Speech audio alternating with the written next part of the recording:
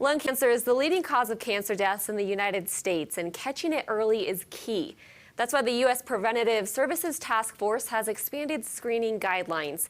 So those new recommendations include screening people between the ages of 50 and 80 who have a 20-pack per year smoking history. They also recommend screenings for current smokers or smokers who have quit within the past 15 years. So joining me now is Dr. Surit Sharma, a pulmonologist at Skyridge Medical Center. And Doctor, how are these recommendations different from the old ones? So in 2011, there was a landmark study published in the New England Journal of Medicine that demonstrated benefits, so mortality benefit. We could save lives if you screened individuals, and the recommendation was between the ages of 55 and 80, and individuals that had a 30-pack year smoking history.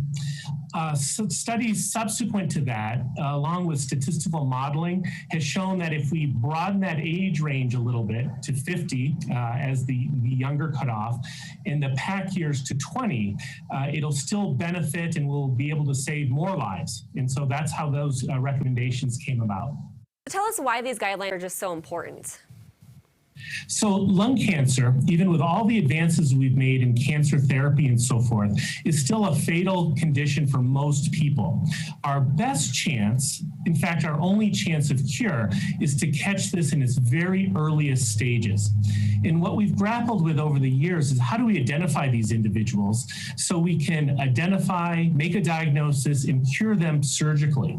And so these guidelines have demonstrated that if we focus on a high-risk group of individuals, that we can intervene in a way that we end up saving a lot of lives, over the years. And for that reason, it's extremely important that we catch this condition very early. Absolutely. And to catch it early, what are some of the common symptoms of lung cancer? What should people be paying attention to?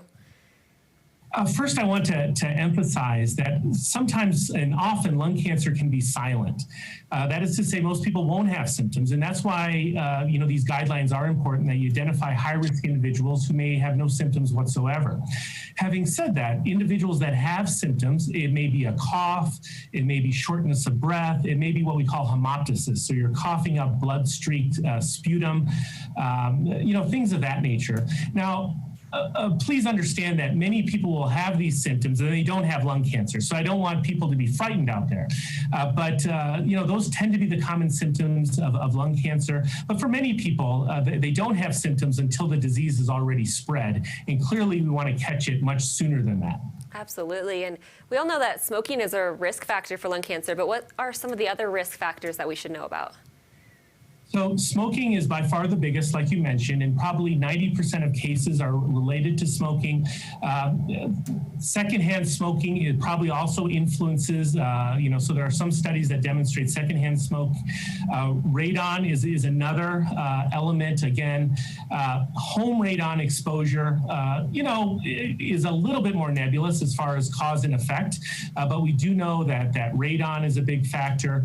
And then there's other exposures which are clearly demonstrated. So asbestos, for example. So if you ever go see a lung doctor, they'll always ask about potential asbestos exposure. And I would say those are the big ones. There are other, factors out there, but how much of a role they play is a little bit more nebulous. Interesting. Well, thank you so much, Dr. Sharma, for all that important information. It's really important to just have people aware of this. We appreciate it. Very good. Thank you. And you can check out the new lung cancer screening guidelines for yourself on our website, cbsdenver.com.